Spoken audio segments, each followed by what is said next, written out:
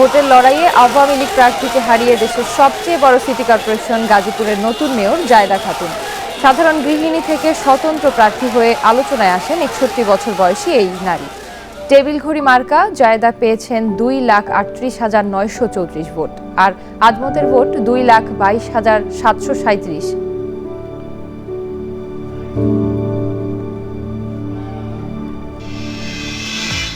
এ নিয়ে প্রতিবেদন থাকছে সংবাদের পরের অংশে। স্বাগত বিরতিহীন সকাল ৯টার ইন্ডিপেন্ডেন্ট সংবাদে। আপনাদের সাথে আছি আমি জান্নাতুল ফেরদৌস রুবা এবং আমি রাকিব আহমেদ। আর এবারে জানিয়ে দেব সংবাদ শিরোনাম।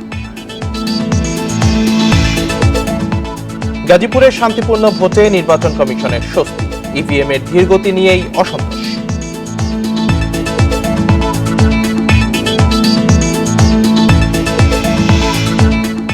মার্কিন ভিসা নীতি নির্বাচন প্রক্রিয়ায় সমর্থনেরই অংশ, মোমেনের সঙ্গে বৈঠকে পিটার হাস।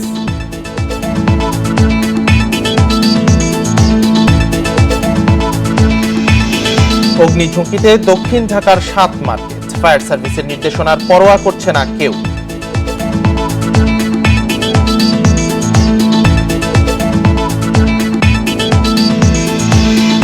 শুনছিলেন প্রধান শিরোনাম, এছাড়াও আরও যা থাকছে। ইমরান সহ ৬০০ ব্যক্তির ওপর ভ্রমণ নিষেধাজ্ঞা, কেন্দ্রীয় তদন্ত সংস্থার সহিংসতার জের।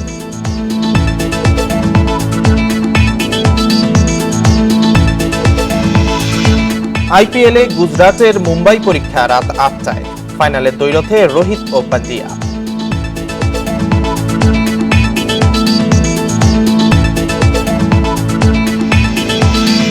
শিরোনামের পর এবার বিস্তারিত। গাজীপুর নগরে প্রথম নারী মেয়র নির্বাচিত হলেন জায়েদা খাতুন। এই স্বতন্ত্র প্রার্থী ভোট পেয়েছেন ২,৩৮,৯৩৪টি ভোট।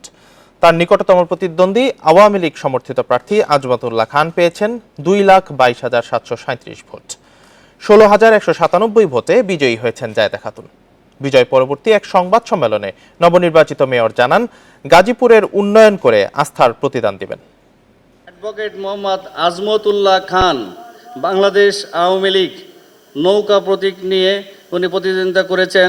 প্রাপ্ত ভোটের সংখ্যা ২,২২,৭৩৭ ভোট।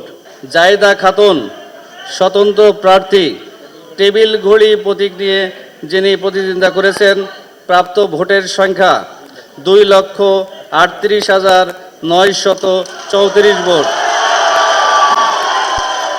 গাজীপুরের বঙ্গতাজ মিলনায়তনের রিটার্নিং অফিসারের কার্যালয়ে দেয়ালঘড়ি প্রতীকের সমর্থকরা মাতেন বিজয় উল্লাসে।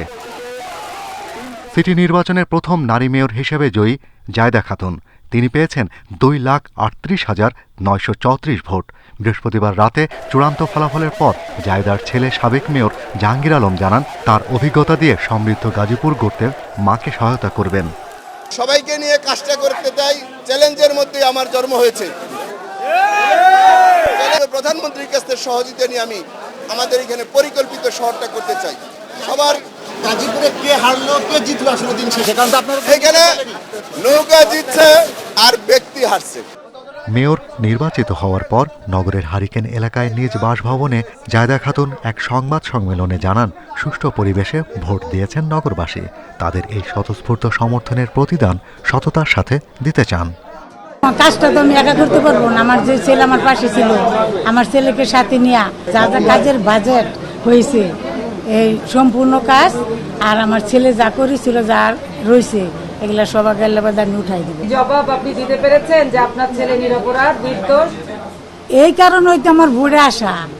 নির্বাচনের শুরু থেকেই নিজেদের জয়ের প্রতি আস্থা ছিল আওয়ামী লীগের মেয়র প্রার্থীর। তবে বেসরকারিভাবে চূড়ান্ত ফলাফলে পরাজিত হন ১৬,১৯৭ ভোটে। তিনি পান ২,২২,৭৩৭ ভোট। সব কেন্দ্রে ইভিএম ভোট হওয়ায় প্রচলিত গণনা পদ্ধতির ঝামেলা ছিল না। তারপরও স্বয়ংক্রিয়ভাবে সব মেশিনের সবশেষ ফলাফল পেতে সময় লাগে প্রায় ১০ ঘণ্টা। গাজীপুর সিটি কর্পোরেশনের তৃতীয় এই নির্বাচনে নতুন মেয়রের পাশাপাশি বিজয়ী ৫৭ জন কাউন্সিলর এবং ১৯ জন সংরক্ষিত নারী কাউন্সিলরের নাম ঘোষণা করা হয়। একটা যে উদাহরণ হলো যে গাজীপুরের একটা অবাধ, সুষ্ঠু, নিরপেক্ষ নির্বাচন বাংলাদেশ নির্বাচন করতে সক্ষম হয়েছে।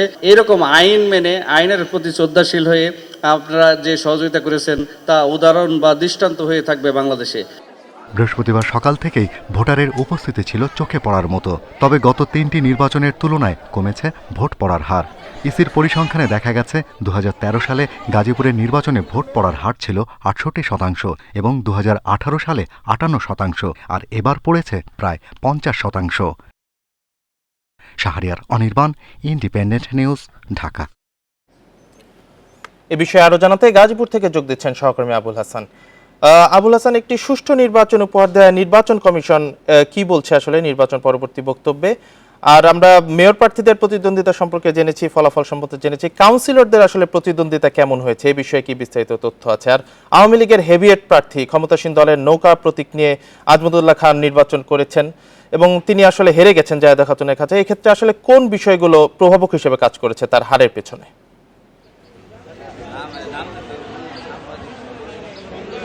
দেখুন, গাজীপুর যে একটি ঐতিহাসিক নির্বাচন হলো গতকাল, এটি কিন্তু উৎসব মুখর ছিল এবং নির্বাচন সুষ্ঠু হয়েছে এরকমটি এখানকার সাধারণ মানুষ বলেছে, ভোটাররা বলেছে এবং নির্বাচন কমিশন এক্ষেত্রে সফল বলা যায়। কারণ হচ্ছে যে এই নির্বাচন নিয়ে প্রার্থী এবং ভোটারদের মধ্যে তেমন কোনো অভিযোগ ছিল না।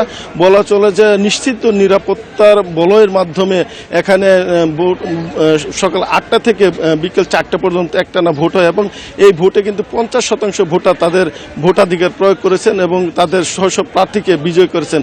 এবং নির্বাচন কমিশন যেটি বলে আসছিল শুরু থেকে যে তারা একটি অবাধ এবং সুষ্ঠু নির্বাচন উপহার দেওয়ার বদ্ধপরিকর, সেটি কিন্তু কাজের মাধ্যমে তারা সেই প্রমাণটি দিয়েছে এবং এই নগরীতে যে কালকে ভোটটি হয়েছিল এবং সেটি ভোট কিন্তু সুষ্ঠু হয়েছে বলে বিভিন্ন মহল থেকে স্বীকৃতি পেয়েছে। এবং আরেকটি বিষয় যে কাউন্সিলর ব্যাপারে যেটি জানতে চেয়েছেন, এখানে যারা কাউন্সিলর প্রার্থী হয়েছিলেন 246 জন প্রার্থী সাধারণ এবং 79 জন নারী কাউন্সিলর প্রার্থী এখানে নির্বাচনে প্রতিদ্বন্দ্বিতা করেছিলেন। এই নির্বাচনে তাদের মধ্যে এজেন্টের মধ্যে কিছুটা বৈরিতা ছিল এবং নির্বাচন প্রচারণের ক্ষেত্রে দু একটি বিক্ষিপ্ত ঘটনা থাকলেও পূর্ণ সম্প্রীতির মাধ্যমে কিন্তু এই নির্বাচনটি অনুষ্ঠিত হয়েছে এবং বেশ কিছু নতুন কাউন্সিলর প্রার্থী এসেছেন, নতুন মুখ হিসেবে কাউন্সিলর নির্বাচিত হয়েছেন এবং অনেক জায়গায় পুরাতন যারা কাউন্সিলর ছিলেন তারা হেরে গেছেন, এরকম চিত্রটি আমরা দেখেছি। এবং গতকাল কিন্তু 246 জন প্রার্থীর মধ্যে 57 জন যে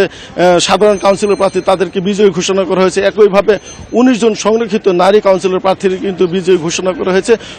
মোটামুটি বলা চলে যে নতুন পুরাতন মিলিয়ে কিন্তু এই যে নতুন কাউন্সিলর তারা বেরিয়ে এসেছেন এবং তারা যে নির্বাচনটি হয়েছে সেখানে কোনো ধরনের সহিংসতা ছিল না। কাউন্সিলরদের মাঝেও কিন্তু একটি সম্প্রীতির ভাব আমরা দেখেছি দিনভর এবং তাদের মধ্যে ছিল নানা বিষয় নিয়ে, কিন্তু কোনো ধরনের অপ্রীতিকর ঘটনা ঘটেনি। শান্তিপূর্ণ পরিবেশে তারা ফল মেনে নিয়েছেন বলে আমরা জানতে পেরেছি। আর আরেকটি বিষয় হচ্ছে জায়েদা খাতুনের নির্বাচনে বিজয়ের ব্যাপারটি যদি বলি, যে এখানে তিনি প্রথম নারী মেয়র হিসেবে নির্বাচিত হয়েছেন, যিনি সাবেক মেয়র জাহাঙ্গীর আলমের মা। তিনি জাহাঙ্গীর আলমের ব্যাপারে বলা হচ্ছিল যে তার ছেলের উপর অন্যায় করা হয়েছে, সেই অন্যায়ের প্রতিবাদেই তিনি নির্বাচনে দাঁড়িয়েছেন।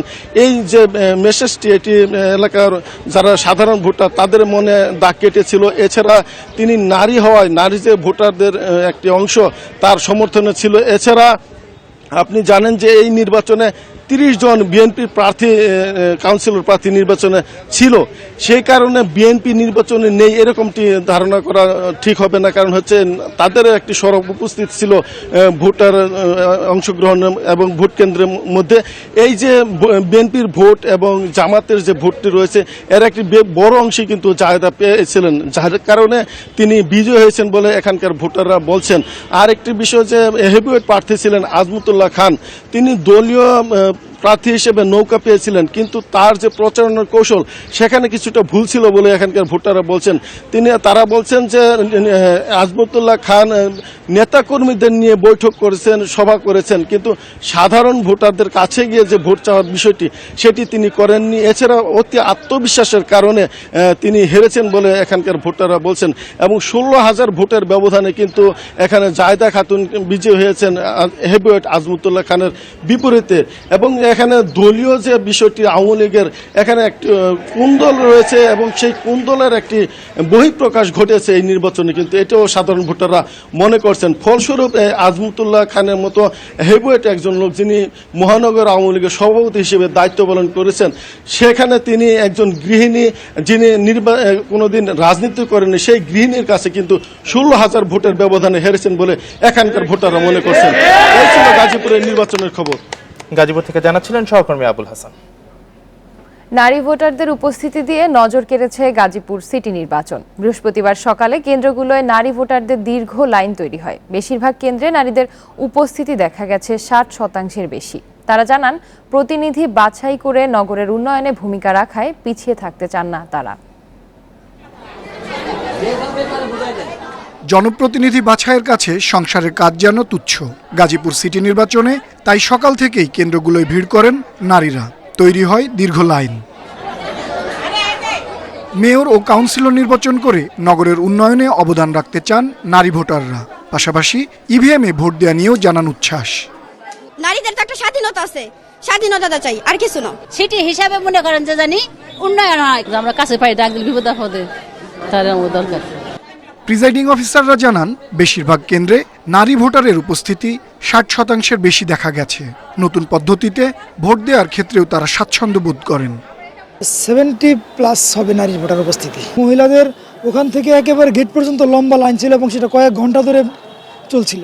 যেহেতু ইভিএম একটা নতুন পদ্ধতি এবং সবার একটা আগ্রহ ছিল যেটা কিভাবে ভোট দেয়, আর নারী এবং পুরুষ সবাই খুব ভালোভাবে উদযাপন করেছেন। দেশের সবচেয়ে বড় এই সিটি কর্পোরেশন নির্বাচনে ভোটার প্রায় 12 লাখ। এর মধ্যে নারীর সংখ্যা 5,86,696 জন। আনোয়ার সাদাত নূর, ইন্ডিপেন্ডেন্ট নিউজ, গাজীপুর। কোনো ধরনের অপ্রীতিকর ঘটনা ছাড়াই উৎসব মুখর পরিবেশে বৃহস্পতিবার বিকেল 4টায় শেষ হয় গাজীপুর সিটি নির্বাচনের বেশিরভাগ কেন্দ্রের ভোট গ্রহণ। তবে ইভিএমে ভোট গ্রহণে ধীর গতি ও বিকেলে ভোটদাতাদের দীর্ঘ লাইন থাকায় কয়েকটি কেন্দ্রে নির্বাচনী বিধি অনুযায়ী নির্ধারিত সময়ের পরেও ভোট নেওয়া হয়।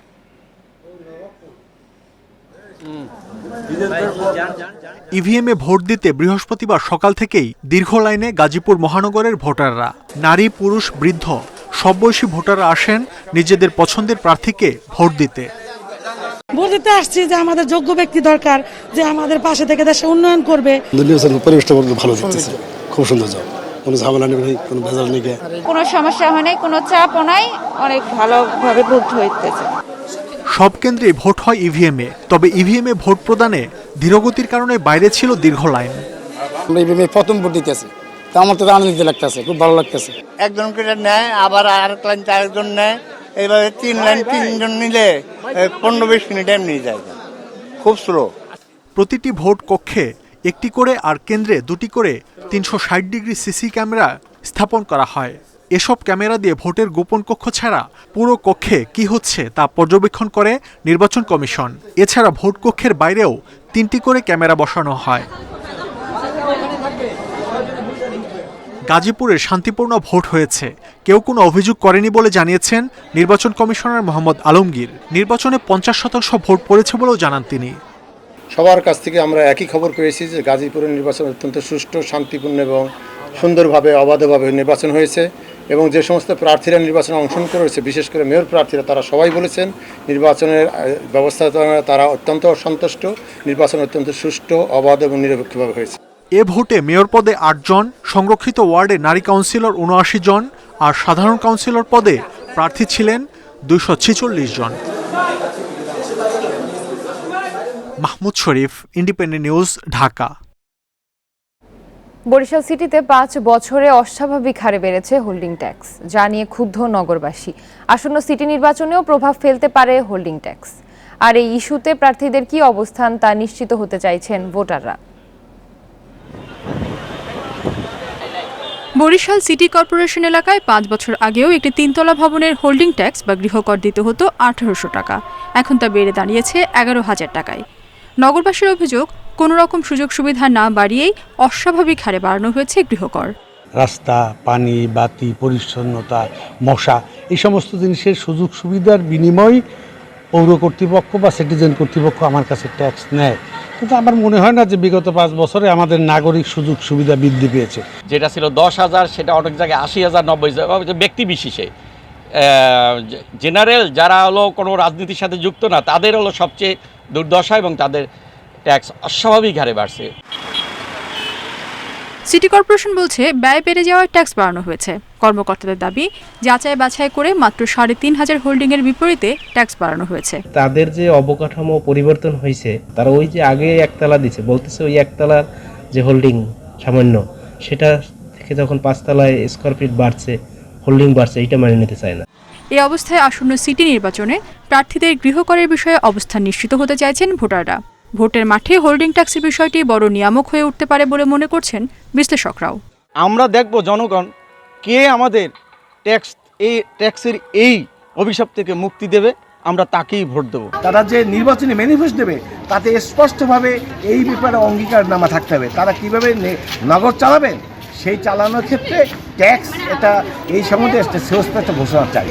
সিটি কর্পোরেশনের হিসাবে 2017-18 অর্থ বছরে নগরীতে 49,149টি হোল্ডিংয়ের বিপরীতে কর ধার্য ছিল 26,11 লাখ টাকা। 2022-23 অর্থ বছরে 55,337টি হোল্ডিংয়ের বিপরীতে ধার্য কর 88,11 লাখ টাকা। Independent news. বরিশাল সিটি নির্বাচনে প্রতীক বরাদ্দ আজ। 7 মেয়র প্রার্থী ও 116 জন কাউন্সিলর প্রার্থী তাদের প্রতীক পাবেন। এ নিয়ে আরো জানাতে বরিশাল থেকে যুক্ত হচ্ছেন সহকর্মী আলামিন। আলামিন, কখন নাগাদ প্রতীক বরাদ্দ হতে পারে আর এ বিষয়ে বিস্তারিত কি আছে আমাদের জানাবেন? কিন্তু বরিশাল আঞ্চলিক নির্বাচন কর্মকর্তার কার্যালয়ে প্রতীক বরাদ্দ দেওয়া হবে। এবারের নির্বাচনে আপনারা জানেন যেটি হচ্ছে যে 10 জন মেয়র পদে তারা মনোনয়নপত্র সংগ্রহ করেছিল এবং তাদের মধ্যে 6 জনের মনোনয়নপত্র বৈধ হয়। তাদের মধ্যে 6 জনের মনোনয়নপত্র বৈধ হয় এবং 4 জনের মনোনয়নপত্র বাতিল করা হয়। সেই 4 জনের ভিতর থেকে কিন্তু আপিলের মাধ্যমে আসাদুজ্জামান স্বতন্ত্র একজন প্রার্থী, তিনি কিন্তু মেয়র পদে তার প্রার্থিতা ফিরে পেয়েছেন। সব মিলিয়ে এখন 7 জন মেয়র পদে তারা কিন্তু নির্বাচনে অংশগ্রহণ করবেন। আজ সকাল 10টায় প্রথমেই কিন্তু যারা মেয়র প্রার্থী রয়েছেন তাদের মধ্যে প্রতীক বরাদ্দ দেওয়া হবে। এরপরে 42 জন সংরক্ষিত কাউন্সিলর রয়েছেন তাদের মধ্যে প্রতীক বরাদ্দ দেওয়া হবে এবং 116 জন সাধারণ কাউন্সিলর রয়েছেন তাদের মধ্যে প্রতীক বরাদ্দ করা হবে পর্যায়ক্রমে। যে বিষয়টি হচ্ছে সকাল 10টায় যেহেতু প্রতীক বরাদ্দ দেওয়া হবে, সেই ক্ষেত্রে কিন্তু এখনই আমরা যেটি দেখতে পেয়েছি যে যারা কাউন্সিলর প্রার্থী রয়েছেন এবং তাদের সমর্থক রয়েছেন তারা গেটের সামনে রয়েছেন, তারা আসছেন এবং সকাল অপেক্ষা করছেন যে কখন এই প্রতীক বরাদ্দ দেওয়া হবে। আপনারা জানেন যে প্রতীক বরাদ্দ দেওয়ার পরে কিন্তু তারা আসলে মাঠ পর্যায়ে নামবেন এবং পুরোদমে তারা শুরু করবেন প্রচারণা। ইতিমধ্যে তারা প্রচারণা করছেন, যেটি হচ্ছে যে ঘরোয়াভাবে তারা প্রচারণা করছেন। প্রতীক বরাদ্দ পাওয়ার পরে তারা কিন্তু পুরোদমেই শুরু করবেন তাদের প্রচারণা। আরও একটি বিষয় জানিয়ে রাখছি যে আসলে এই নির্বাচনে মেয়র পদে 3 জন প্রার্থী রয়েছেন যারা কিন্তু স্বতন্ত্র প্রার্থী হিসেবে প্রতিদ্বন্দ্বিতা করছেন। এদের মধ্যে কিন্তু বিএনপির একজন সাবেক মেয়র আহসান হাবিব কামাল, তার ছেলে কামরুল আহসান রূপম, তিনি কিন্তু নির্বাচনে অংশগ্রহণ করছেন। আর একটি বিষয় হচ্ছে যে গতকালকে মনোনয়নপত্র প্রত্যাহারের শেষ দিন ছিল, সেই শেষ দিনে কিন্তু 21 জন কাউন্সিলর প্রার্থী, শুধুমাত্র সাধারণ কাউন্সিলর প্রার্থী, তারা তাদের মনোনয়নপত্র প্রত্যাহার করেছেন। যে বিষয়টি লক্ষণীয় সেটি হচ্ছে যে বিএনপি পক্ষ থেকে বারবার বলা হচ্ছিল যে তাদের কোনো কর্মী বা সমর্থক তারা এই নির্বাচনে অংশগ্রহণ করতে পারবে না। সেক্ষেত্রে কিন্তু আমরা যেটি জানতে পেরেছি যে বিএনপির পক্ষ থেকেই বিএনপির যারা কর্মী রয়েছেন, মাঠ পর্যায়ে কর্মী রয়েছেন, যারা মনোনয়নপত্র সংগ্রহ করেছিলেন তারাই আসলে তাদের মনোনয়নপত্রগুলো প্রত্যাহার করেছেন। তো সকাল 10টা থেকে শুরু হবে, সকাল 10টা থেকে এখানে প্রতীক বরাদ্দ শুরু হবে। তো প্রতীক বরাদ্দের পরে আমরা আসলে পুরো বিষয়টি আপনাদের জানাতে পারবো। এই ছিল আমার কাছে বরিশাল থেকে সর্বশেষ। বরিশাল সিটি নির্বাচনের খবর জানাচ্ছিলেন সহকর্মী আলামিন। নরসিংদীতে ছাত্রদলের দুপক্ষের সংঘর্ষে গুলিবিদ্ধ হয়ে সাবেক ছাত্রদল নেতা সাদিকুর রহমান নিহত হয়েছেন। গুলিবিদ্ধ আরও একজনকে ঢাকা মেডিকেল কলেজ হাসপাতালে ভর্তি করা হয়েছে। নিহত সাদিকুর রহমান জেলা ছাত্রদলের সাবেক সিনিয়র যুগ্ম আহ্বায়ক ছিলেন। বৃহস্পতিবার বিকালে শহরের চিনিশপুরে বিএনপির কার্যালয়ের কাছে সংঘর্ষের ঘটনা ঘটে। গত 26 জানুয়ারি জেলা ছাত্রদলের নতুন কমিটি ঘোষণা করা হয়। এরপর থেকে ওই কমিটি বাতিলের দাবিতে আন্দোলন করছিলেন পদবঞ্চিতরা। এরই অংশ হিসেবে মোটরসাইকেল নিয়ে শোডাউন করার সময় তাদের উপর হামলা চালায় ছাত্রদলের একাংশ। এ সময় দুপক্ষের নেতাকর্মীরা সংঘর্ষে জড়ায়। এ সময় গুলিবিদ্ধ হন সাদিকুর ও আশরাফুল। তাদের প্রথমে নরসিংদী জেলা হাসপাতাল ও পরে ঢাকা মেডিকেলে পাঠানো হয়। নরসিংদীর অতিরিক্ত পুলিশ সুপার ফজলে ই খোদা জানিয়েছেন, সংঘর্ষের কারণ খতিয়ে দেখা হচ্ছে। মার্কিন ভিসা নীতি প্রধানমন্ত্রী শেখ হাসিনার অবাধ ও নিরপেক্ষ নির্বাচনের অঙ্গীকারকেই পুনর্ব্যক্ত করেছে। বৃহস্পতিবার এক ব্রিফিংয়ে কথা বলেছেন পররাষ্ট্রমন্ত্রী ডক্টর এ.কে. আব্দুল মোমেন। এর আগে মার্কিন রাষ্ট্রদূত পররাষ্ট্রমন্ত্রীর সঙ্গে দেখা করেন। এ সময় পিটার হাস বলেন, বাংলাদেশের জনগণ, সরকার এবং যারা সুষ্ঠু নির্বাচনের সঙ্গে যুক্ত, এ ভিসা নীতি তাদের জন্যই প্রযোজ্য। বুধবার রাতে মার্কিন পররাষ্ট্রমন্ত্রী অ্যান্টনি ব্লিংকেন এক টুইট বার্তায় বাংলাদেশের জন্য নতুন ভিসা নীতির কথা জানান। এতে বলা হয়, অবাধ এবং সুষ্ঠু নির্বাচনে বাধা দেয় এমন বাংলাদেশি নাগরিক এবং তাদের পরিবারের সদস্যদের মার্কিন ভিসা দেয়া হবে না। বাংলাদেশের গণতন্ত্রকে এগিয়ে নিতে এ সিদ্ধান্ত বলে উল্লেখ করেন Blinken. Of the Immigration and Nationality Act to support Bangladesh's goal of holding free, fair and peaceful national elections. বৃহস্পতিবার বিকেলে পররাষ্ট্রমন্ত্রী ডক্টর এ.কে. আব্দুল মোমেনের সাথে দেখা করেন মার্কিন রাষ্ট্রদূত পিটার হাস। এ সময় তিনি বলেন, বাংলাদেশের জনগণ, সরকার এবং যারা সুষ্ঠু নির্বাচন অনুষ্ঠানের সঙ্গে যুক্ত তাদের জন্য এ ভিসা নীতি প্রযোজ্য। বাংলাদেশের জনগণ, সরকার এবং যারা সুষ্ঠু নির্বাচন অনুষ্ঠানের সঙ্গে যুক্ত তাদের জন্য এ ভিসা নীতি প্রযোজ্য।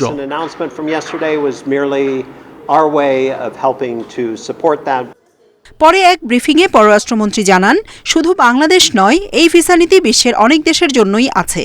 সরকার সব সময়ই সুষ্ঠু নির্বাচন চায় জানিয়ে তিনি বলেন, সরকারের প্রতিশ্রুতির সঙ্গে মার্কিন নীতির মিল রয়েছে। ভোটার যেমন, সরকার যেমন, ইলেকশন কমিশন যেমন, একইভাবে civil society and other organization এবং বিশেষ করে সকল পলিটিক্যাল পার্টির একটা আন্তরিকতা থাকতে হবে। They have to have a political commitment যে ফ্রি অ্যান্ড ফেয়ার হবে। আর সেইটা তাদের এই সেক্রেটারির লেটারে ওটা তিনি উদ্ধৃত করেছেন, আমার কথাই তিনি বলেছেন। এর আগে দুপুরে রাজধানীর গুলশানে মার্কিন রাষ্ট্রদূতের বাসায় পিটার হাসের সঙ্গে আওয়ামী লীগ, বিএনপি ও জাতীয় পার্টির নেতাদের বৈঠক হয়। জান্নাতুল ফেরদাউস তানভি, ইন্ডিপেন্ডেন্ট নিউজ, ঢাকা। বাংলাদেশের জাতীয় নির্বাচন ঘিরে মার্কিন নতুন ভিসা নীতি নিয়ে সরব রাজনৈতিক অঙ্গন। আওয়ামী লীগ বলছে, সুষ্ঠু নির্বাচন আয়োজনে সরকারের সদিচ্ছার সঙ্গে মার্কিন নীতির মিল রয়েছে। এদিকে গুলশানে মার্কিন রাষ্ট্রদূতের সঙ্গে বৈঠক শেষে বিএনপি নেতারা একে সরকারের জন্য সতর্ক বার্তা বলে মন্তব্য করেছেন। তবে জাতীয় পার্টির নেতাদের মতে, মার্কিন ঘোষণা সুষ্ঠু জাতীয় নির্বাচন আয়োজনে সহায়ক হবে। বাংলাদেশ বিষয়ে যুক্তরাষ্ট্রের নতুন ভিসা নীতি ঘোষণার পরদিন গুলশানে মার্কিন রাষ্ট্রদূতের বাসায় বৈঠকে যোগ দেন আওয়ামী লীগ, বিএনপি ও জাতীয় পার্টির নেতারা। বৈঠক শেষে গুলশানে চেয়ারপারসনের কার্যালয়ের সামনে সাংবাদিকদের সাথে কথা বলেন বিএনপির স্থায়ী কমিটির সদস্য আমির খসরু মাহমুদ চৌধুরী। বলেন, যুক্তরাষ্ট্রের এই ঘোষণাকে সতর্ক বার্তা হিসেবে আমলে নেওয়া উচিত সরকারের। আমরা ওয়েলকাম করছি মানুষের যে সংখ্যা, যে নির্বাচনকে নিয়ে অন্তত এই ধরনের একটি পদক্ষেপ আমি মনে করি বাংলাদেশে আগামী নির্বাচনের, সুষ্ঠু নির্বাচনের জন্য সহায়ক ভূমিকা পালন। কিন্তু এইটা একটা সিগন্যাল, একটা মেসেজ যে বাংলাদেশের মানুষ ভোট দিতে পারছে না। মার্কিন ভিসা নীতিকে স্বাগত জানিয়ে জাতীয় পার্টির নেতারা বলেন, এই ঘোষণা আগামী জাতীয় নির্বাচন সুষ্ঠু করতে সহায়ক হবে। মার্কিন সরকার যে নীতি ঘোষণা করছে এতে আমাদের কোনো আপত্তি নাই, কারণ যারা এরকম ধরনের কাজ করবে, ইলেকশনে আনফেয়ার করার জন্য জোর জবরদস্তি করবে, সে যেই হোক, তার বিরুদ্ধে মার্কিন সরকার যদি কোনো ব্যবস্থা নেয় ভিসার বিষয়, সেটা সেই গভর্নমেন্টের বিষয়। এই বিষয়ে আমাদের কোনো আপত্তি বা আমাদের কোনো রকম অবজেকশন নাই। এদিকে জাতীয় কবি কাজী নজরুল ইসলামের জন্মবার্ষিকী উপলক্ষে তার সমাধিতে শ্রদ্ধা নিবেদন শেষে এ বিষয়ে প্রতিক্রিয়া জানান আওয়ামী লীগের সাধারণ সম্পাদক ওবায়দুল কাদের। বলেন, মার্কিন যুক্তরাষ্ট্রের মতো বর্তমান সরকারও চায় দেশে সুষ্ঠু নির্বাচন হোক। আমরা আগামী জাতীয় নির্বাচন শান্তিপূর্ণ পরিবেশে একটি অবাধ সুষ্ঠু নির্বাচন করব এবং একটা নিরপেক্ষ নির্বাচন অনুষ্ঠানে সরকার হিসাবে নির্বাচন কমিশনকে আমরা ফ্যাসিলিটেট করব। সুষ্ঠু এবং অবাধ নির্বাচন করতে যারা বাধা দেবে তাদের প্রতিহত করা হবে বলেও হুঁশিয়ারি দেন ওবায়দুল কাদের। Jahanara Parvin, Independent News, Dhaka. আগুনের ঝুঁকিতে ঢাকা দক্ষিণ সিটির 7টি মার্কেট। নগর ভবন ও ফায়ার সার্ভিস সদর দপ্তরের পাশের এসব মার্কেটে নেই অগ্নি নির্বাপন ব্যবস্থা। মানা হচ্ছে না ফায়ার সার্ভিসের নির্দেশনাও। তালাশের অনুসন্ধানে এমন চিত্রই উঠে এসেছে। নজরদারির অভাব ও কর্তৃপক্ষের উদাসীনতাই অগ্নিঝুঁকির অন্যতম কারণ। গুলিস্তানের কাপ্তান বাজার কমপ্লেক্সে ঢুকতেই চোখে পড়ে ইলেকট্রিক পণ্যের পসরা। বিক্রি হচ্ছে নিরাপত্তা সরঞ্জাম, অথচ এখানে নেই অগ্নি নির্বাপন ব্যবস্থা। পুরো মার্কেটে তন্ন তন্ন করে খুঁজে পাওয়া গেল একটিমাত্র ফায়ার এক্সটিংগুইশার। আপনি এটার ব্যবহার জানেন? না, এটা ব্যবহার আমি করি না। আপনি কি এটার ব্যবহার জানেন? না, এটা ব্যবহার আমি জানি না। পাশের সুন্দরবন স্কয়ার সুপারমার্কেটের অবস্থাও একই। সিলিং জুড়ে শুধু বৈদ্যুতিক তারের জঞ্জাল।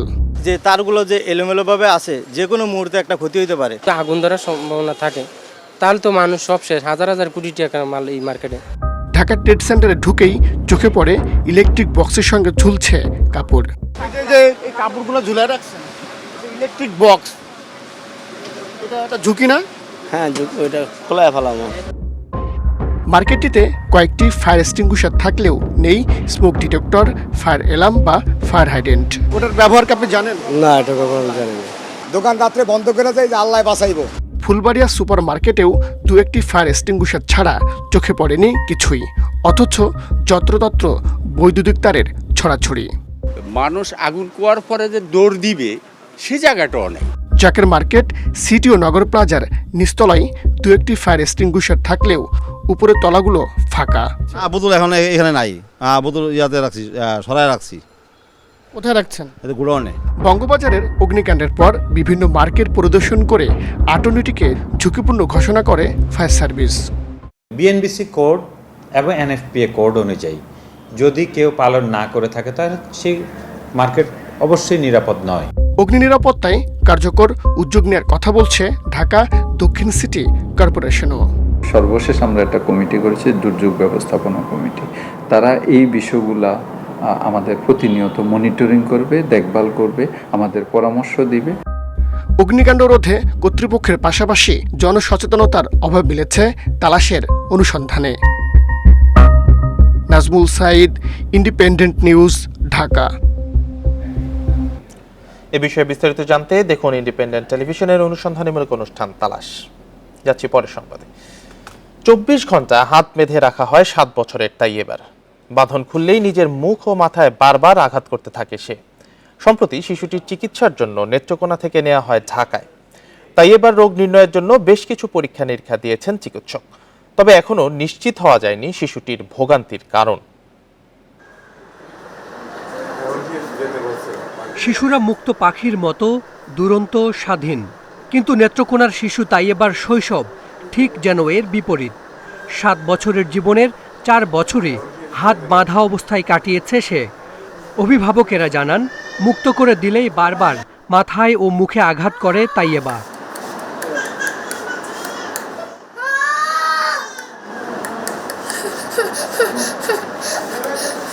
নেত্রকোনা থেকে তাইয়েবাকে নিয়ে ঢাকার নিউরোসায়েন্স হাসপাতালে আসেন বাবা মা। তখনও হাত বাঁধা তাইয়েবার। স্বাভাবিকভাবে হাঁটতে পারে না সে। বাবা ও মা ছাড়া আর কোনো শব্দও বলতে পারে না। হয়নি স্বাভাবিক মেধা বিকাশ।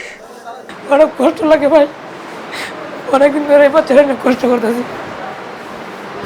হওয়ার সময় মাথায় আঘাত খাইছে।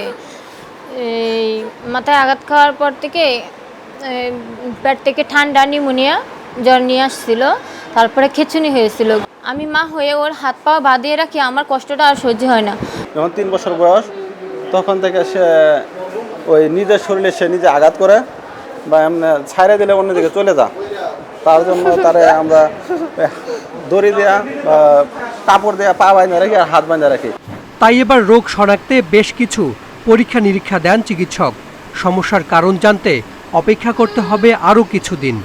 অটিজমের বাচ্চারা অনেক সময় এভাবে প্রেজেন্ট করতে পারে যে তার স্পিচ ডিলে, বুদ্ধিমত্তার সমস্যা, নিজেকে আঘাত করা, অনেকগুলো নিউরোমেটাবলিক ডিসঅর্ডার আছে যেখানে বাচ্চাগুলোর এরকম সমস্যা হতে পারে, বা অনেক সময় যে বাচ্চাদের ইনফেকশন থেকে ব্রেনে আঘাত পায় সেই আঘাতজনিত কারণের সময়ও বাচ্চারা অনেক সময় এরকম নানাবিধ সমস্যা নিয়ে আসতে পারে।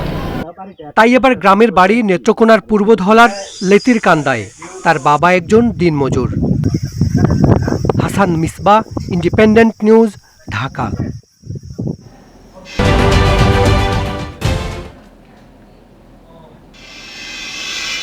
এ নিয়ে প্রতিবেদন থাকছে সংবাদের পরের অংশে। চলে যাচ্ছি পরবর্তী সংবাদে। চট্টগ্রাম নগরীকে পলিথিন মুক্ত করতে যৌথভাবে জুন জুলাইয়ে মাঠে নামছে জেলা প্রশাসন ও সিটি কর্পোরেশন। তবে পলিথিন ব্যাগের বিকল্প কি হবে এ নিয়ে কোনো সিদ্ধান্ত দিতে পারেনি কর্তৃপক্ষ। আর নগরবাসী বলছে নগরীকে পলিথিন মুক্ত করার আগে চট ও কাগজের ব্যাগ সহজলভ্য করতে হবে। চট্টগ্রাম নগরীর নদী, নালা, কৃষিজমি, পাহাড়, সমুদ্র সৈকত সহ সব জায়গায় পলিথিনের ব্যবহারে দূষণ বাড়ছে আশঙ্কাজনক হারে। আবর্জনার স্তূপে বড় জায়গা জুড়ে আছে পলিথিন। মশার প্রজনন বৃদ্ধি ও জলাবদ্ধতার অন্যতম কারণ হিসেবে চিহ্নিত হয়েছে পলিথিন। নগর কর্তৃপক্ষ বলছে কর্ণফুলী নদীতে ড্রেজিং কার্যক্রম ব্যাহত হচ্ছে পলিথিনের কারণে। জনগণকে সচেতন করতে হবে যাতে পলিথিন নালায় নর্দমায় না ফেলে, এবং পলিথিনের উৎস আমাদেরকে বন্ধ করতে হবে। পলিথিন ফ্যাক্টরি এবং পলিথিন যারা ব্যবহার করছে, যে সমস্ত দোকানদার এবং বিভিন্ন এগুলো আমরা বন্ধ করার উদ্যোগ নিয়েছি, 2 মাস সময় দিয়েছি। পরিবেশ রক্ষায় এবার যৌথ উদ্যোগ নিয়েছে জেলা প্রশাসন ও সিটি কর্পোরেশন। 2 মাস পর আমরা চট্টগ্রামের পলিথিন মুক্ত করার জন্য আমরা অভিযান পরিচালনা করব, এবং এই 2 মাসের মধ্যে পলিথিনের বিকল্প পাটজাত দ্রব্য, পাটজাত ব্যাগ বা কাগজের ব্যাগ ব্যবহার করার জন্য আমরা ব্যাপক প্রচারণা চালানোর জন্য আমরা সিটি কর্পোরেশনকে অনুরোধ করেছি। দীর্ঘদিনেও পলিথিনের বিকল্প গড়ে না ওঠায় পরিবেশের তোয়াক্কা না করেই দেদার ব্যবহার হচ্ছে পলিথিনের। পলিথিন ব্যবহার না করলে আমরা জলবদ্ধতা থেকে মুক্ত পাবো এবং চট্টগ্রাম খুব সুন্দর একটা পরিবেশ পাবে। পলিথিনের বিকল্প আমাদের যেটা উচিত পাট ব্যবহার করতে পারি আমরা, কারণ পলিথিনটা আমাদের পরিবেশ নষ্ট করতেছে, এর পাশাপাশি আমাদের জলাবদ্ধতা সৃষ্টি করতেছে। চট্টগ্রাম প্রকৌশল ও প্রযুক্তি বিশ্ববিদ্যালয়ের গবেষকরা বলছে নগরীতে প্রতিদিন 250 টন পলিথিনের বর্জ্য তৈরি হয়, যা কর্ণফুলী নদী ও বিভিন্ন নালাখালে গিয়ে পড়ছে। Rakib Uddin, Independent News, Chittagong. নিত্যপণ্যের বাজার নিয়ে জানাতে ঢাকা ও সিলেট থেকে যোগ দিচ্ছেন সহকর্মীরা। শুরুতেই রাজধানীর কারওয়ান বাজার থেকে যোগ দিচ্ছেন সহকর্মী শাহিদ আহমেদ। শাহিদ, আজ শুক্রবার ছুটির দিনে বাজারের পরিস্থিতি কেমন দেখছেন? কোন কোন পণ্যের দাম বাড়তি রয়েছে, আর বাজারের সরবরাহ স্বাভাবিক রয়েছে কিনা?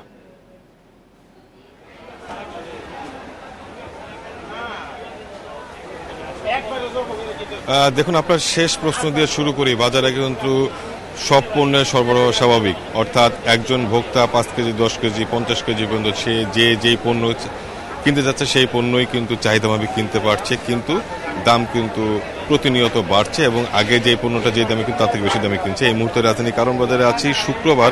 এই মুহূর্তের চিত্রটি দেখাই, সেক্ষেত্রে ক্রেতার সমাগমও কিন্তু অনেক বেশি। এই সুযোগটাই বিক্রেতারা নেয় বলে যারা ভোক্তা সাধারণ তাদের অভিযোগ, এবং এটা কিন্তু সত্যতাও কিন্তু মিলে। অর্থাৎ শুক্রবারে যদি বলা হয় সেক্ষেত্রে সপ্তাহের ব্যবধানে আমরা যদি এই শুক্রবার দেখি বেশিরভাগ পণ্যের ক্ষেত্রেই অস্বস্তি বিরাজমান। হাতে গোনা কয়েকটি পণ্য কিছুর দাম কমেছে। আমি যদি প্রথম থেকে আপনাকে বলা, এই সময় সবচেয়ে বিশেষ করে লাস্ট 2 সপ্তাহ ধরে সব থেকে বেশি আলোচিত হচ্ছে আদার দামটা। আজকেও সে আদার দামটা নিয়েই মানুষ কিন্তু চিন্তিত, অর্থাৎ বাজারে যে আদা বিক্রি হচ্ছে, বিদেশি যে আদাগুলো মানভেদে সেগুলো বিক্রি হচ্ছে 350 টাকা পর্যন্ত। আর একটু জানিয়ে রাখি যে দেশে যে আদা হয় তার বেশিরভাগই কিন্তু আমদানি নির্ভর, এবং এই আমদানি নির্ভরতার মধ্যে সিংহভাগ আসে চীন থেকে। সে চীন থেকে আমদানিটা বন্ধ হওয়ার দরুনই একটা প্রভাব পড়েছে, এবং সেই বিকল্প বাজার হিসেবে মিয়ানমার, ইন্দোনেশিয়া থেকে, ভিয়েতনাম থেকে আদা আসা হচ্ছে, এবং সেই আদাগুলো বিক্রি হচ্ছে 300 থেকে 350 টাকা কেজি দরে। এর পাশাপাশি অর্থাৎ গত সপ্তাহের ব্যবধানে যদি আমরা বলা হয় সেক্ষেত্রে টিসিবির হিসাবই বলছে 1 সপ্তাহে আদার দাম বেড়েছে প্রায় 15.5%। এর পাশাপাশি রসুন মানভেদে বিক্রি হচ্ছে 120 থেকে 160 টাকা, পেঁয়াজ 80 টাকা, আলুর কেজি 40 টাকা বিক্রি হচ্ছে। এর পাশে যদি বলা হয় ডিমের সপ্তাহের ব্যবধানে আজকেও কিন্তু সেই ডিমের দামটা প্রায় 145 থেকে 150 টাকা, খুচরা বাজারে যেটা পাড়া মহল্লায় 150 টাকা ডজন বিক্রি হচ্ছে, ওটাও কিন্তু সপ্তাহের ব্যবধানে প্রায় 4 থেকে 5 টাকা বৃদ্ধি পেয়েছে। আর স্বস্তির বিষয় যদি বলা হয়, সবজির দাম কিছুটা নাগালে রয়েছে। আর কাঁচামরিচ গত সপ্তাহে যেটা 160 টাকায় বিক্রি হয়েছিল, আজকে সেটা 120 থেকে 120 টাকা কেজি দরে বিক্রি হচ্ছে। অর্থাৎ সপ্তাহের ব্যবধানে কাঁচামরিচের দামও কেজিতে প্রায় 40 টাকা পর্যন্ত কমছে। আসলে আদার যে সংকট সেটা কবে কাটবে, এখানে যারা ব্যবসায়ী আছেন তারা যেটা বলছে যে ডলার সংকট অন্যতম একটা কারণ, এলসি খুলতে সমস্যা, সেই জন্য আমদানিটা ঠিক মতো হচ্ছে না। এই বিষয়টাই কিন্তু মূলত আদার বিষয়ে অনেক বেশি ভোগান্তিতে পোহাতে হচ্ছে। এর পাশাপাশি জিরার দামটাও চলে গেছে এবং পাশাপাশি এলাচের দামটাও বাড়তি। যদি এক কথা আপনাকে বলা হয়, গরম মশলার দাম সপ্তাহ ব্যবধানে বেড়েছে। এর পাশাপাশি যদি বলা হয় সবজির দামের মধ্যে কাঁচামরিচের দাম কিছুটা কমেছে, মুরগির দাম অপরিবর্তিত। এই ছিল বাজার থেকে সবশেষ। শাহিদ, আপনি আমাদের সাথেই থাকবেন। আমরা যাচ্ছি এবার সিলেটে, সেখান থেকে যুক্ত হচ্ছেন আমাদের সাথে সহকর্মী রানা মজুমদার। রানা, সিলেটের নিত্যপণ্যের বাজারে সার্বিক পরিস্থিতি কিরকম? আর একটা জিনিস জানতে চাই, সেটা বাজার তদারকি হচ্ছে কিনা, কোন রকম বাজার তদারকি দেখতে পাচ্ছেন কিনা সেখানে?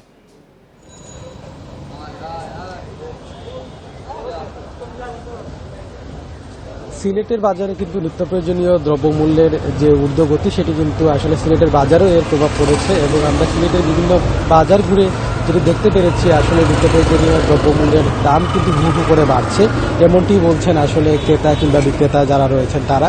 এবং দ্রব্যমূল্যের এই ঊর্ধ্বগতির কারণে কিন্তু আসলে তাদের ক্রেতারা বলছেন যে তাদের জীবন ধারণ করতে কিন্তু আসলে অনেকটাই অসহনীয় ভাবে অসহনীয় পর্যায়ে চলে গেছে। এবং সেই জায়গা থেকে আসলে বলতে হয় যে সিলেটের যে ধরনের আসলে সব ধরনের ভোগ্যপণ্যের দামই কিন্তু বেড়েই চলেছে।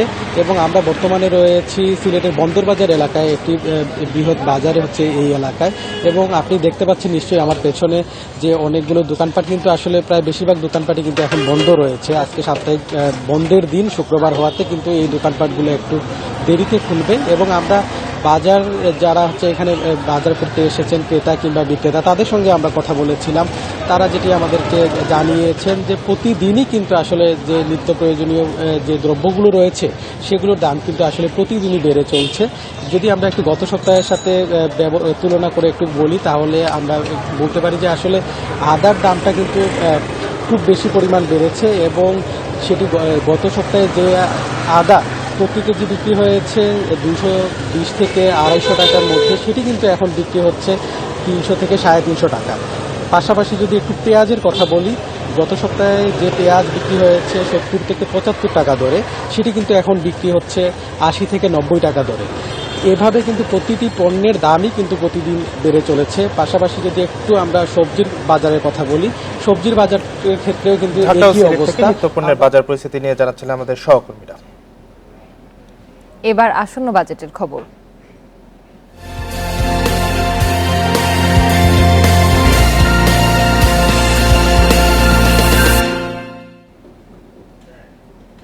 আগামী বাজেটে জ্বালানি ও বিদ্যুৎ খাতে 30,000 কোটি টাকার বেশি ভর্তুকি বরাদ্দ চেয়েছে মন্ত্রণালয়। প্রতিমন্ত্রী নসরুল হামিদ বলেছেন, ধনী ও মধ্যবিত্তরা যাতে গ্যাস, তেল এবং বিদ্যুতের ভর্তুকি সুবিধা না পায় সে ব্যবস্থা করা হবে। এদিকে অর্থ মন্ত্রণালয়ের কর্মকর্তারা জানিয়েছেন, আগামী বাজেটে জ্বালানি তেল আমদানিতে আগাম কর প্রত্যাহার করে নেওয়া হতে পারে। বাজেটে বিদ্যুৎ এবং জ্বালানি খাতে ভর্তুকি সবসময় একটি আলোচিত বিষয়। চলতি অর্থবছরে বিদ্যুৎ খাতে 17,000 এবং জ্বালানি খাতে 6,000 কোটি টাকা ভর্তুকি দাবি করেছে সংশ্লিষ্ট মন্ত্রণালয়। কারণ হিসেবে তারা বলছে, বিদ্যুৎ উৎপাদনে 11 টাকা খরচ হলেও বিক্রি করা হচ্ছে 6.5 টাকায়। আইএমএফের পরামর্শে গত কয়েক মাসে বিদ্যুৎ এবং গ্যাসের দাম বাড়ানো হয়েছে। সরকার এ দাম আরও বাড়িয়ে আগামীতে ভর্তুকি আরও কমিয়ে আনার ইঙ্গিত দিলেন জ্বালানি ও বিদ্যুৎ প্রতিমন্ত্রী। জ্বালানির প্রাইসটাকে ভর্তুকি দিতে চায় কৃষকদের জন্য, এগ্রিকালচারের জন্য, সাধারণ গ্রাহকদের জন্য। বিদ্যুতে দিতে চায় আমাদের নিম্ন আয় ব্যক্তিদের জন্য, সেখানে যেন অ্যাডজাস্টমেন্ট হয়। অন্যান্য বারের মতো এবারও জ্বালানি খাতের চেয়ে বেশি বরাদ্দ রাখা হয়েছে বিদ্যুৎ খাতে। মূলত গ্রিড লাইন, বিতরণ লাইন সহ বিভিন্ন প্রকল্প বাস্তবায়নে এ অর্থ চাইছে বিদ্যুৎ বিভাগ। জ্বালানি খাতে আগামী বাজেটে চাওয়া হবে 3,350 কোটি টাকা। তেল গ্যাস অনুসন্ধান সহ বিভিন্ন খাতে এ অর্থ ব্যয় ধরা হয়েছে। ডেভেলপমেন্ট এজেন্সিগুলো সাধারণত বিদ্যুতের ব্যাপারে আগ্রহ হয়, পাওয়ার প্ল্যান্টে ট্রান্সমিশনে। জ্বালানি ক্ষেত্রে হয়তো খুব কমই আগ্রহ থাকে ডেভেলপমেন্ট এইগুলো যারা পার্টনাররা। বিশেষজ্ঞরা বলছেন, প্রাথমিক জ্বালানির উৎপাদন বা সরবরাহ বাড়াতে বিদ্যুতের চেয়ে জ্বালানি খাতে আরও বরাদ্দ দেওয়া উচিত। জ্বালানির চেয়ে বিদ্যুৎ বিভাগ বেশি বরাদ্দ চাওয়া নিয়ে বুয়েটের অধ্যাপক ডক্টর ইজাজ হোসেন জানান, সুষ্ঠু পরিকল্পনার অভাব এবং অব্যবস্থাপনার কারণে ধুঁকছে দেশের বিদ্যুৎ খাত। বাজেটে আমাদের নিজস্ব গ্যাস আহরণে অলমোস্ট নাথিং তারা বরাদ্দ রেখেছে, খুবই অল্প। তেল দিয়ে বিদ্যুৎ তৈরি করা তো একটা হোল একটা দেশের জন্য এটা তাকে সাংঘাতিক রকমের একটা অপচয়। দেশে নতুন বড় প্রকল্পে হাত না দিয়ে বিদ্যমান প্রকল্পের প্রতি নজর দেওয়ার পরামর্শ বিশ্লেষকদের। Amirul Islam, independent News, Dhaka. আগামী অর্থবছরের জন্য বর্তমান বাজেটের প্রায় 3 গুণ বা 21 লাখ কোটি টাকার বিকল্প বাজেট প্রস্তাব দিয়েছে বাংলাদেশ অর্থনীতি সমিতি। ক্রমবর্ধমান মূল্যস্ফীতি ও কর্মবাজার সংকোচন, ইউরোপ যুদ্ধের অভিঘাত বিবেচনায় নিয়ে বাজেট প্রণয়ন করা হয়েছে, জানিয়েছে সংগঠনটি। বৃহস্পতিবার অর্থনীতি সমিতির অডিটোরিয়ামে সভাপতি আবুল বারকাত এই বাজেট প্রস্তাবনা তুলে ধরেন। মাননীয় অর্থমন্ত্রী জনাব আহম মুস্তফা 2015-16 অর্থ বছর থেকে সরকারি বাজেট উপস্থাপনের আগে বিকল্প বাজেট প্রস্তাব করে বাংলাদেশ অর্থনীতি সমিতি। এরই ধারাবাহিকতায় এবার 2023-24 অর্থ বছরের বিকল্প বাজেট প্রস্তাবনা দিয়েছে সংগঠনটি। কার্যাদি নির্বাহের জন্য উন্নয়ন এবং পরিচালন ব্যয় মিলিয়ে বিকল্প বাজেট চলতি অর্থ বছরের বাজেটের প্রায় 3 গুণ। প্রস্তাবিত বাজেটের মোট আকার 20,94,112 কোটি টাকা। আগামী মাসে সরকারের পেশ হতে যাওয়া বাজেটের তুলনায়ও এটি প্রায় 2.5 গুণের বেশি। বাজেটে সার্বিক মূল্যস্ফীতি 4% মধ্যে রাখার পাশাপাশি কর্মসংস্থান ও ন্যায্য মজুরি নিশ্চিতে জোর দিয়েছে সংগঠনটি। বাংলাদেশের বাজেট, সরকারের বাজেট হওয়া দরকার জনগণতান্ত্রিক এবং তা বৈষম্য নিরসনের উদ্দেশ্যে হওয়া উচিত, আমাদের মূল কথা। আবুল বারাকাত জানান, দেশে বহুমাত্রিক দরিদ্রের সংখ্যা কোভিড কালের তুলনায় দ্বিগুণ হয়েছে। জিনিসপত্রের দাম বেড়েছে, অন্যদিকে প্রকৃত মজুরি না বাড়ায় জনজীবনে দুর্ভোগ নেমে এসেছে। এতে জনগণের সঞ্চয় ক্ষমতা হ্রাস পাচ্ছে। প্রাথমিকভাবে শিল্পায়ন মনে করি হতে হবে দেশের অভ্যন্তরীণ মোট চাহিদা, ডোমেস্টিক টোটাল ডিমান্ড মেটানোর লক্ষ্যে। আর যে চাহিদা হবে মূলত মানুষের বিকাশমান যৌক্তিক মৌলিক চাহিদা, অন্ন, বস্ত্র, বাসস্থান, শিক্ষা, চিকিৎসা সম্পৃক্ত। পূর্ণ কর্মসংস্থান, স্বাস্থ্যসেবা নিশ্চিত, আবাসনের ব্যবস্থা ও মূল্যস্ফীতি রোধ এই বিষয়গুলোতে গুরুত্ব দিয়ে তৈরি হয়েছে অর্থনীতি সমিতির বাজেট।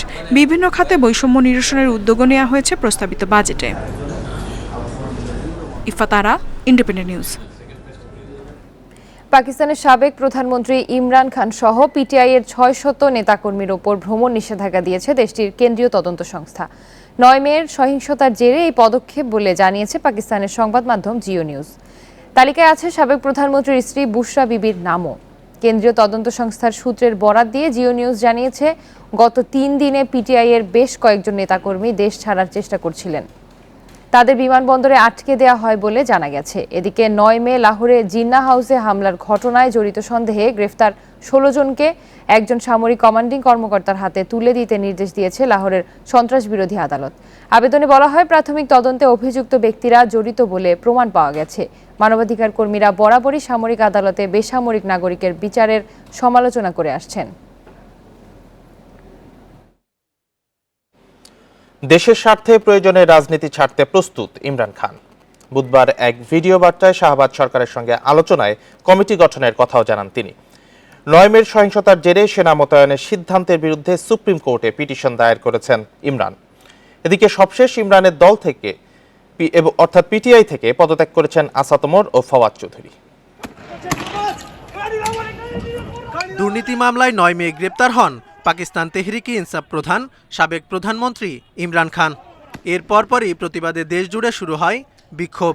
সরকারি ভবন, সেনা দপ্তরেও চালানো হয় হামলা। এ ঘটনায় ব্যাপক ধরপাকড়ের মুখে পড়েন ইমরান খানের সমর্থকেরা। সরকারের নির্যাতন, হয়রানির শিকারও হন অনেকে। সুপ্রিম কোর্টের উদ্দেশ্যে বলছি, পাকিস্তানের জনগণ এখন আপনাদের দিকেই তাকিয়ে আছে। দেশ এবং দেশের গণতন্ত্রকে বাঁচাতে এখন সর্বোচ্চ আদালতকেই ব্যবস্থা নিতে হবে। এদিকে একে একে পিটিআই ছাড়ছেন জ্যেষ্ঠ নেতারা। তাদের মধ্যে আছেন আসাদ ওমর ও ফাওয়াদ চৌধুরীর মতো ব্যক্তি। ইমরানের অভিযোগ, তাদের রাজনীতি ছাড়তে বাধ্য করছে শাহবাজ সরকার। এই অবস্থায় নড়ে চড়ে বসেছেন ইমরান খান। তিনি বলছেন, সরকারের সঙ্গে আলোচনায় বসতে চান, দেশের স্বার্থে ছাড়তে রাজি রাজনীতি। ক্ষমতাসীন দলের সঙ্গে কথা বলতে আমি একটি কমিটি গঠন করেছি।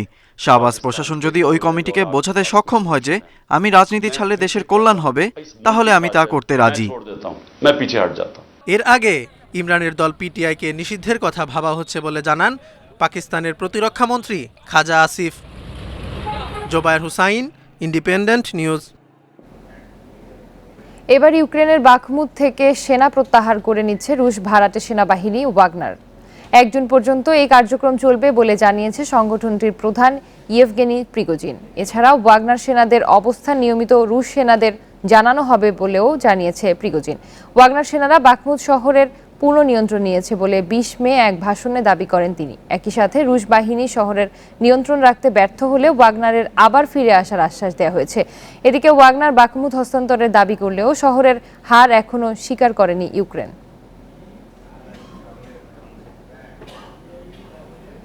আগামীতে বাদুড় থেকে আরও ভাইরাস ছড়িয়ে পড়ার শঙ্কা রয়েছে। বাদুড়ের আবাসস্থল ধ্বংস করে মানুষ এই ঝুঁকি বাড়িয়ে তুলেছে বলে রয়টার্সের এক প্রতিবেদনে বলা হয়েছে।